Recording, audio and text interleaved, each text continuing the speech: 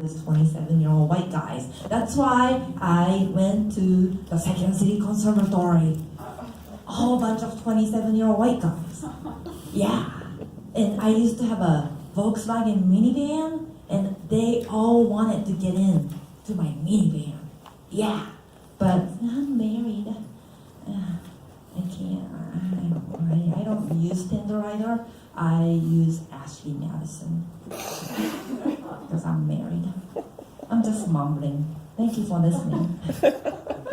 Well, okay, so next comedian. Oh, eggplant. Are you using Japanese eggplant or American eggplant? Because American eggplant's pretty bad. I don't know about that. But I do love Japanese eggplant, if you know what I mean. Okay. Next comedian. Oh, okay. The headliner of the night is Sam Rose, and please welcome Mike Pina.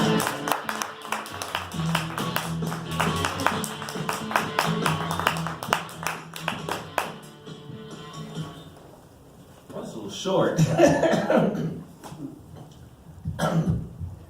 I don't know, Justin. I think we have the same friend, okay? Because I have a friend who does that too.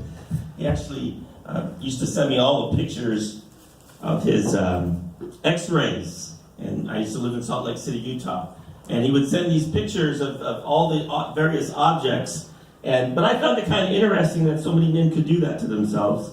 And as a gay man, I also found it very interesting that so many gay men did that.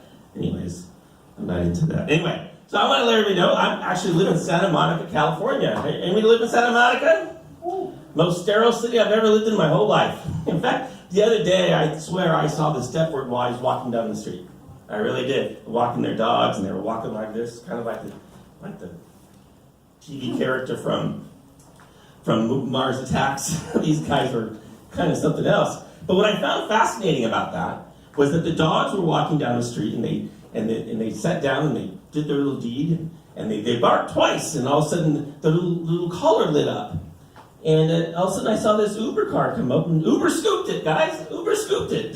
Okay, there's an Uber scoop. Yeah, there is. Actually, in Santa Monica. Anyways, I'm Mexican. I can tell you can all tell, right? You can all tell. I have the accent. I have the hairline. I have the body type. I have the work ethic. I have all of it.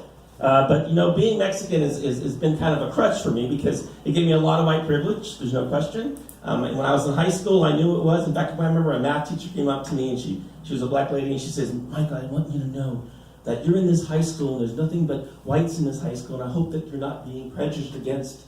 And I'm like, "Have you looked at me lately? I'm pretty white, okay? Didn't have any problems in school. None at all. Actually, there's one other Mexican in school. He definitely looked like a Mexican. And I definitely didn't feel like I looked like a Mexican, so I still don't think so. I don't have the accent. My mother was really curious about that. She made sure we didn't have accents in our life because she didn't want us to be prejudiced against. So here I am, the very white Mexican, okay? But I call myself completely gentrified. Wouldn't you agree? Completely gentrified. I'm the American before the American got here. The irony behind that, though, is that my dad is actually 100% Mexican. He's from Nogales. My mother's from New Mexico when it was actually my generation before that, when it was Mexico. So we're actually, been here for a long time. And the accent part was really problematic for us. So our family made sure we spoke correctly. And then I don't know if that's helped me or hurt me, but I do know that I actually did a movie and I was in Mexico City, and the Mexicans there didn't like me very much when I first got there because they thought I was just this kind of wealthy American going there to pretend I was a lucha fighter. But when I got there, I started lucha fighting with me, and they started high-fiving me and realized through and through I was just a Mexican. Okay, just a Mexican. And I did a bunch of crazy stuff. All I didn't know what the hell they were saying. But anyway, enough about that kind of stories. I will let you know that I've had 3 long-term relationships in my life. 3, yeah. As a gay man, that's pretty rare, okay? The first one was 7 years. The second one was 11 years. And the last one has been 19 years. 19 years, yeah. I married a lesbian. No sex involved in this one. That's the secret, guys. Don't have sex. Then you have this long-term relationship. It works like a charm. In fact, when I married her in 2000, she was like, "Mike, why do you want to get married? And I said, well, maybe I'm a liberal Republican. Maybe I like the liberal ideas and I like to keep my money. I said, because this sounds like a perfect tax write-off as far as I was concerned. So I coerced her and said, well, did I go, what? Do you want health insurance? She goes, yeah, so let's get married. So we did, we got married. And the fun thing about that, we got married in Portland, Oregon on April Fool's Day. April Fool's Day, it was so much fun. I've always wanted to marry an 18-year-old version when I was a straight guy. Okay, when I was a straight guy, I kept saying, I'm going to marry that first girl I love, and she's going to be a virgin, and that's how it's going to work, and I'm not going to have sex till then. So, women, that's why I never had sex with you. Okay, I was looking for that virgin. Okay, so finally I married the virgin, and of course, I didn't have sex with her.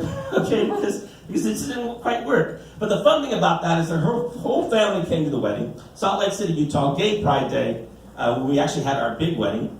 And when we had our big wedding in Gay Pride Day, the priest came up to us and he says, so can I understand this situation here? I know, we don't care. I know you're getting married. You paid for the church. You paid for the 150 people outside. You paid for everybody there. We just kind of want to know what's happening here. I said, I love her dearly, except in my life, I just don't want to have sex with her. Okay, so she goes, Mike, everybody's asking me, are we going to kiss like chicken peck?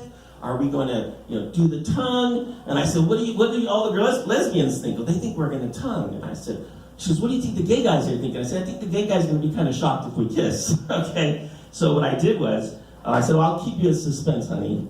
And I love saying that the one time I said it. And so we got up in the thing, and I looked at her, and I saw everybody in the crowd, everybody's staring, looking. I know somebody's going to make some big money here today. She